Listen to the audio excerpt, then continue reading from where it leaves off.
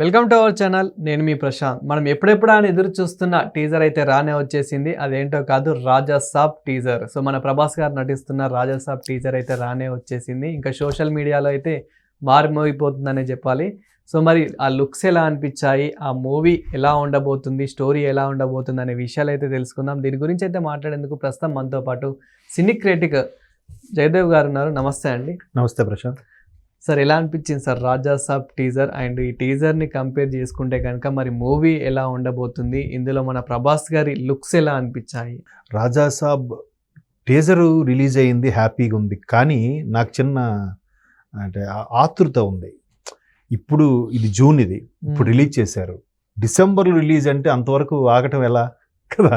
ఎందుకంటే ప్రభాస్ గారు కటౌట్ తగ్గట్టుగా కొన్ని సినిమాలు వచ్చాక అసలు ఏం మనిషిరా ఆయన, ఏమున్నాడు రా బాబు, ఎంత బాగా చేస్తున్నాడు అనే అటు all over world pan Indian cinema concept ఒక విధంగా ప్రభాస్ రాజమౌళి గారితో నుంచే ఎక్కువైంది కదా బాహుబలి తర్వాత.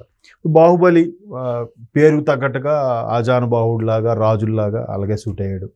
తర్వాత ఏదో రాధేశ్యాము, ఆదిపురుషులో కూడా ఒక రాముడిగా బాగా మెప్పించగలిగాడు. కానీ సరిగ్గా పిక్చరైజేషన్ బాగలేదు అనేది విమర్శ.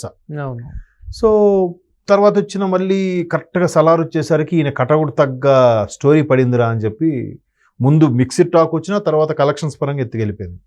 సో అట్లా భారీ సినిమాలు, ఒక కల్కిలో చూస్తే మళ్ళీ అదే హైపు, మంచి ఇది ఉన్న ఇమేజ్. ఇట్లా ఒక నటుడు అనేవాడు కంప్లీట్గా అన్ని రకాలు చేయగలగాలి, నవరసాలు పండించగలగాలి, నవరసాలు పండించలేకపోయినా నవరసాలు టచ్ చేయగలగాలి. ఇప్పుడు నవరసాల్లో ఎక్కువగా ప్రస్తుత ఈ సాంఘిక సినిమాల్లో మనం ఉపయోగించేది ఏంటంటే రౌద్రం, యాక్షన్ సన్నివేశాలని కానీ, కామెడీ అని కానీ, లేదా కొన్ని ఏడుపు సీన్లు, ఇంతే. కానీ అన్ని రకాలు పలికించేదైతే లేదు ఒకప్పుట్లాగా. పౌరాణిక చిత్రాలు ఉండేవి కాబట్టి అయ్యేది. సో ఇప్పుడు అన్ని రకాల ఎలిమెంట్స్ మ్యాక్సిమం టచ్ చేయాలనే ఉద్దేశంతోనూ మారుతి గారు లాంటి ఒక దర్శకుడికి సినిమా యాక్సెప్టెన్స్ చేసి కామెడీ విత్ హర్రర్. మారుతి గారు కామెడీ టైమింగ్ ఎలా ఉంటుందో మనం బలిబెల మగాడవే కానీ, బస్ స్టాప్ కాడ నుంచి అన్ని సినిమాలు చూస్తే మనకు అర్థమవుతాయి. అరే ఈయన చిన్న చిన్న సంభాషణలతోనే రక్తి కట్టించేలా తీసుకెళ్తాడు.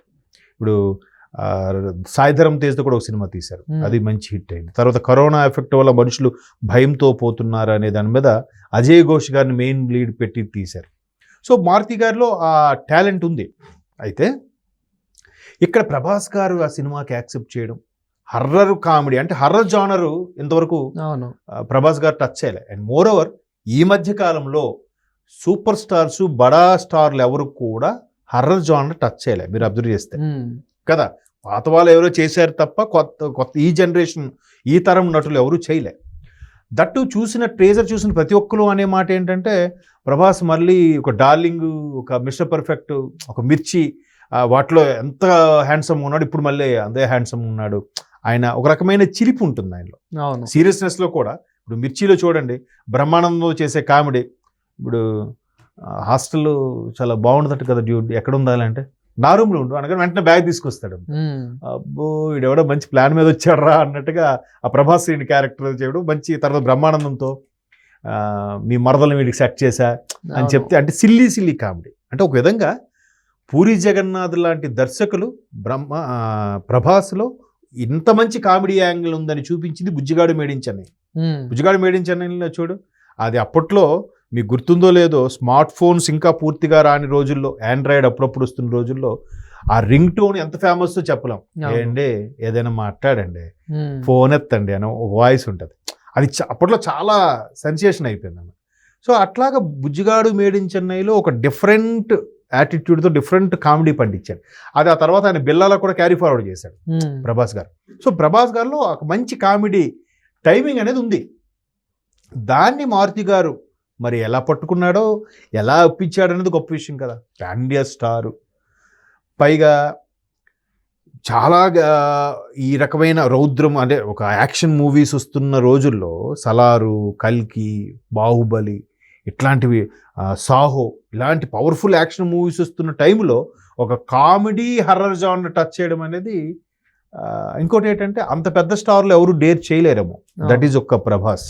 సార్ అదే సార్ అంటే ఇంత మంచి ఇప్పుడు మనకి ఏదైతే సలార్, కల్కి, బాహుబలి లాంటి మూవీస్ వచ్చాయో మళ్ళీ ఇలాంటి మూవీ రావడం అనేది ఇప్పుడు ఫస్ట్ టైం కాబట్టి అవి ఎంతైతే రికార్డ్ చేశాయో అంటే సలార్ కానివ్వండి, కల్కి కానివ్వండి ఎంతైతే రికార్డ్ చేశాయో సో ఈ మూవీ కూడా అంత రికార్డ్ చేసే అవకాశం ఏమైనా ఉందంటారా? ఎందుకు అని అంటే ప్రజలు ఎంతసేపు వైలెన్స్ ఇదే యాక్షన్ సీన్సే కాకుండా సో ఇలాంటి కామెడీ హర్రర్ జోన్స్ కూడా ఎక్కువ ప్రిఫర్ చేస్తారు కాబట్టి మరి ఇలా ఉండబోతుంది. చేస్తారు అండ్ మోర్ ఓవర్ కలెక్ట్ చేస్తారు లేదు పక్కన పెడితే మెయిన్ ఆ హీరో పట్టించుకోడు కదా. అవును, పవన్ కళ్యాణ్ గారు లాగే ప్రభాస్ గారు కూడా